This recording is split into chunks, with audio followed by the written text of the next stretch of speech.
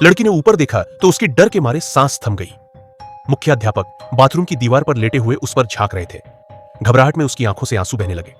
मुख्याध्यापक अपने आप पर काबू नहीं रख पाए और बाथरूम में घुस आए ताकि लड़की पर हमला कर सके। लड़की ने मदद के लिए चीख लगाई तो उसने गुस्से में उसके चेहरे पर लात मार दी।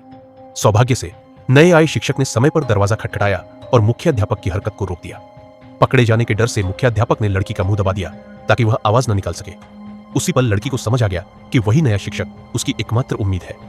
अगले दिन पूरे शरीर पर चोटों के निशान लिए वह लड़की उस शिक्षक के पास मदद मांगने पहुंची। शिक्षक खुद एक बहरे और गूंगे व्यक्ति थे, इसलिए उन्होंने इशारों की भाषा साइन लैंग्वेज से लड़की की बात समझी।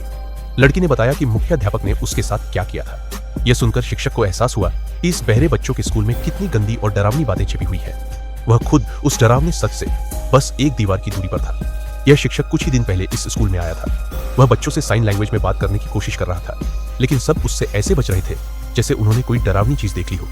जब वह ऑफिस पहुंचा तो दीवार पर मुख्याध्यापक की एक बड़ी तस्वीर लगी थी।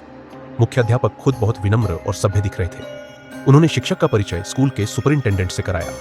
शिक्षक ने ऊपर देखा तो पाया कि दोनों बिल्कुल एक जैसे दिखते हैं। उसे तब पता चला कि वे दोनों जुड़वा भाई हैं। मुख्याध्यापक ने कहा कि वह अगले दिन से क्लास शुरू कर सकता है, लेकिन सुपरिंटेंडेंट जैसे कुछ कहना चाहते थे। जैसे ही वे बाहर निकले उन्होंने शिक्षक को 5 उंगलियां दिखाई। शिक्षक ने सोचा कि वह हाई फाइव मांग रहे हैं और हाथ टकरा दिया, लेकिन दरअसल वे रिश्वत के 5000 रुपए मांग रहे थे। शिक्षक को समझ नहीं आया कि स्कूल में दाखिला पाना इतना मुश्किल क्यों था।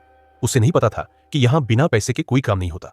आखिरकार उसने अपनी मां को फोन करके पैसे मंगवाए। अगले दिन वह क्लास में पहुंचा। उसने बच्चों को मेज पर रखा सेब ट्रेस करने के लिए कहा। उसी समय उसने देखा कि लूसी नाम की लड़की, जो उससे हमेशा बचती रहती थी, बहुत अच्छा चित्र बना रही है। वह झुककर उसकी तारीफ करने लगा।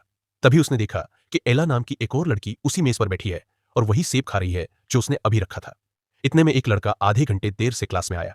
शिक्षक उसे डांटना चाहता था, लेकिन जैसे ही उसने उसका चेहरा देखा वह दंग रह गया।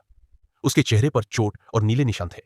वह तुरंत ऑफिस गया और पूछा कि बच्चे को चोट कैसे लगी, लेकिन वहां मौजूद शिक्षक ने बात टाल दी। शिक्षक को अब यकीन हो गया कि इस स्कूल में कुछ बहुत गलत चल रहा है और उसने तय कर लिया कि वह बच्चों पर हो रहे अत्याचारों का सच सामने लाएगा।